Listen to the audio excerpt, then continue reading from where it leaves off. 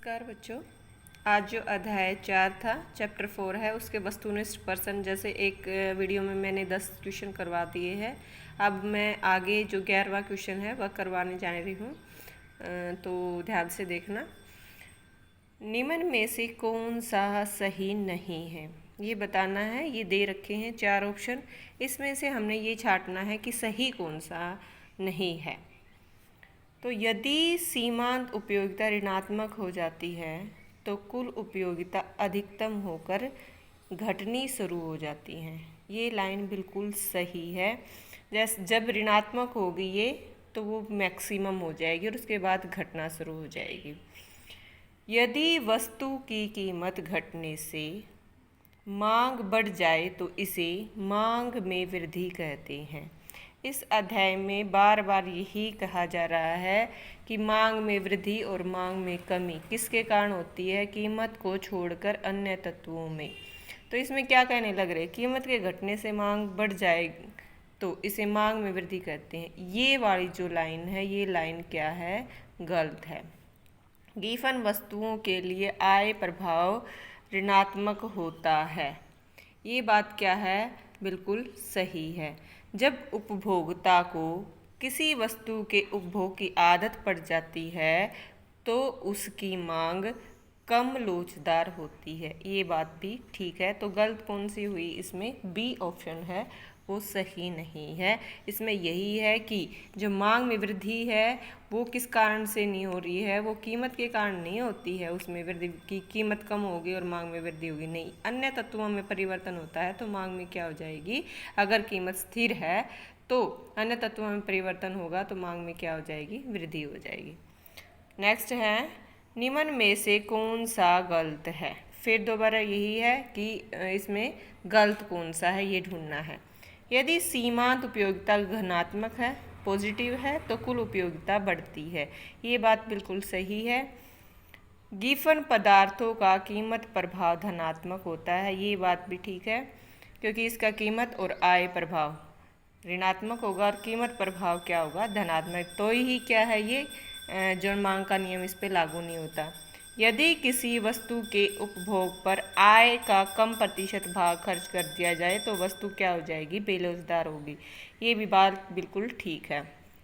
यदि वस्तु की कीमत के बढ़ने से, बार बार वही बात कहने लग रहा है, कीमत के घटने या बढ़ने से मांग घट जाए तो इसे मांग में कमी कहेंगे।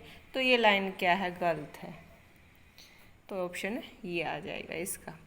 कौन सा मांग में वृद्धि का कारण नहीं है? मांग में वृद्धि या कमी, तो इसमें जो ऑप्शन कीमत से रिलेटेड होगा वो निकल जाएगा, यानी वो कारण नहीं होगा। उपभोक्ता की आय बढ़ जाती है तो मांग में वृद्धि होगी, ये बात ठीक है। पूरक वस्तु की कीमत में कमी होने से भी क्या मांग में वृद्धि होती है? वस्तु की कीमत में कमी। तो वस्तु की कीमत, बार बार ये 3 ऑप्शन है, तीनों ऊपर जो क्वेश्चन आए हैं वो इसी से रिलेटेड है, तो इसका ये आंसर ही आएगा। किन वस्तुओं पर मांग वक्र बाएं से दाएं नीचे की ओर झुका होता है? 2 क्वेश्चन आ चुके हैं ऐसे ही।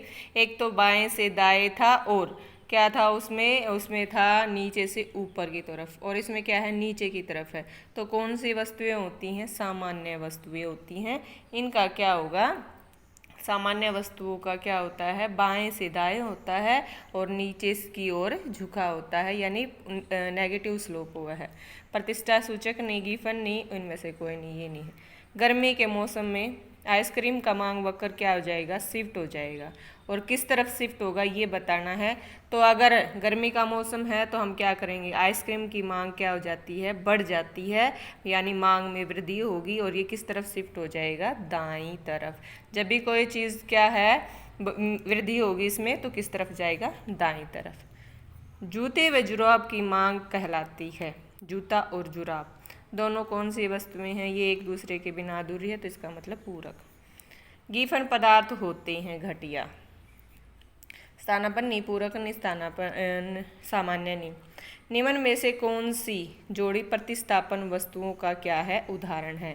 इसमें प्रतिस्थापन बतानी है, यानी ए जिसका हम x की जगह y का, y की जगह x का प्रयोग कर सकते हैं। कार और पेट्रोल तो पूरक। कॉफ़ी और दूध, दूध के बिना कॉफ़ी नहीं और कॉफ़ी के बिना दूध नहीं बने, जो है कॉफ़ी ही नहीं बनेगी। तो ये एक दूसरे के क्या है? पूरक है। पर लिम्का और पेप्सी, हाँ ये दोनों पेय पदार्थ है, इसको इसकी जगह हम प्रयोग कर सकते हैं। या ये सभी नहीं आएगा, इसका आंसर आएगा ये। कार और पेट्रोल की मांग कहलाती है। कार और पेट्रोल पूरक। पेन और स्याही कार है, पेट्रोल है, जूते और जुराब हैं, ये सारी कौन सी है? पूरक है। गिफन वस्तु की स्थिति में मांग वक्र का ढलान होता है। गिफन वस्तुओं में मांग वक्र कैसा होता है? पॉजिटिव। कैसा होता है? पॉजिटिव, ऐसा बनेगा ये। तो इसके बाद हम करेंगे, ये हमारे क्या थे, 20 क्वेश्चन हो चुके हैं 4 चैप्टर के, और थोड़ा सा सत्य और असत्य और इसके देख लेते हैं। मांग तथा आवश्यक शब्दों का प्रयोग अर्थशास्त्र में एक दूसरे के लिए किया जाता है। नहीं, ये क्या आएगा? असत्य। दोनों क्या है? अलग अलग शब्द हैं। मांग अलग है, आवश्यकता अलग है। गिफन वस्तु मांग के नियम का अपवाद है। ये क्या बात है? सत्य। सेबों की कीमत, यदि सेब है उनकी कीमत कम होने पर उपभोक्ता उनकी अधिक मात्रा खरीदेगा। ये बात सत्य है भाई, सस्ते हो गए, ज़्यादा खरीदेंगे। वस्तु की अपनी कीमत में वृद्धि न होने से जब उसकी मांगी गई मात्रा क्या हो जाती है? कम हो जाती है, तो इसे मांग में क्या कहेंगे? कमी कहेंगे। तो कीमत में वृद्धि या कीमत में कमी है, वही बार बार रिपीट करने लग रहे, तो इसमें मांग में कमी थोड़ी ना कही जाएगी, वो तो अन्य तत्वों में है। तो ये लाइन क्या आ जाएगी? असत्य। उसके बाद है मांग वक्र इस धारणा पर आधारित है कि कीमत के अतिरिक्त मांग की जो अन्य निर्धारक तत्व हैं वो क्या रहेंगे? स्थिर। मांग का नियम यही है कि अन्य बातें समान रहने पर ये लाइन क्या है? सत्य। भी मांग का नियम हमने पढ़ रखा है कि कीमत के अतिरिक्त यदि सारे के सारे तत्व क्या है? स्थिर है, तो ही मांग का नियम क्या होगा? लागू होगा। यदि कीमत में गिरावट के फलस्वरूप मांगी की मात्रा अधिक हो जाती है तो यह मांग में वृद्धि की स्थिति होगी। सही बात है या गलती? नहीं, ये कीमत में गिरावट है तो मांग में वृद्धि की स्थिति नहीं होगी, ये बात क्या है? असत्य। अन्य तत्वों में आएगा। मांग में परिवर्तन को मांग वक्र पर संचलन द्वारा दिखाया जाता है। मांग में परिवर्तन को, मांग में परिवर्तन होना का मांग वक्र पर संचलन कहलाएगा? नहीं, ये क्या कहलाता है? इसमें खिसकाव कहलाता है। तो ये बात क्या आएगी? असत्य। स्थानापन्न वस्तु की कीमत में वृद्धि, यदि हमारी स्थानापन्न वस्तु है उसकी कीमत बढ़ जाती है तो मांग में क्या हो जाएगी? उस वस्तु की मांग क्या हो जाएगी? हाँ, वृद्धि हो जाएगी। स्थानापन्न का ये बताया, दोनों का रिलेशन कैसा होता है? पॉजिटिव। ये बात क्या है? सत्य। सामान्यतः मांग वक्र का जो ढलान है वो कैसा होता है? ऋणात्मक होता है। ठीक बात है, ये सत्य है। गिफन वस्तुओं पर मांग का नियम लागू होता है? नहीं, गिफन वस्तुओं पर मांग का नियम लागू नहीं होता। इसका मतलब ये क्या है? असत्य है। तो ये हमारे 4th चैप्टर के जो क्वेश्चन हैं, 20 क्वेश्चन अलग हैं और ये 10 क्वेश्चन जो 10 सत्य असत्य के हैं। मोस्टली में एक ही दो बात यही पूछ रखी है, या तो उन्होंने पूछ रखे पूरक है या स्थानापन्न है, या फिर मांग में वृद्धि और कमी के बारे में है। उन्होंने हर जगह कीमत में वृद्धि दिखा रखा है, अन्य तत्वों का बता नहीं रखा। तो यही बात ध्यान में रखनी है कि कीमत या में वृद्धि हो जाए या कमी हो जाए तो मांग ना तो बढ़ेगी ना कम होगी, ये नहीं आएगा। उसमें अन्य तत्वों में आ जाता है तो मांग में वृद्धि या कमी आएगी, तो इसका मतलब वो चीज़ असत्य हो जाएगी। फिर ये बार बार ये पूछ रहे हैं जो हमारे सामान्य वस्तु है उसका ढलान कैसा होता है? उसका ऋणात्मक होगा। और गिफन वस्तु में कैसा होता है? धनात्मक होता है। निम्न कोटि में भी कैसा होता है? नेगेटिव स्लोप होएगा। वो सामान्य वस्तु की तरह है, उसका कीमत प्रभाव है, लेकिन आय प्रभाव ऋणात्मक होता है। और इसमें गिफन में भी आय प्रभाव क्या होता है? ऋणात्मक होता है। मेन बात यही है।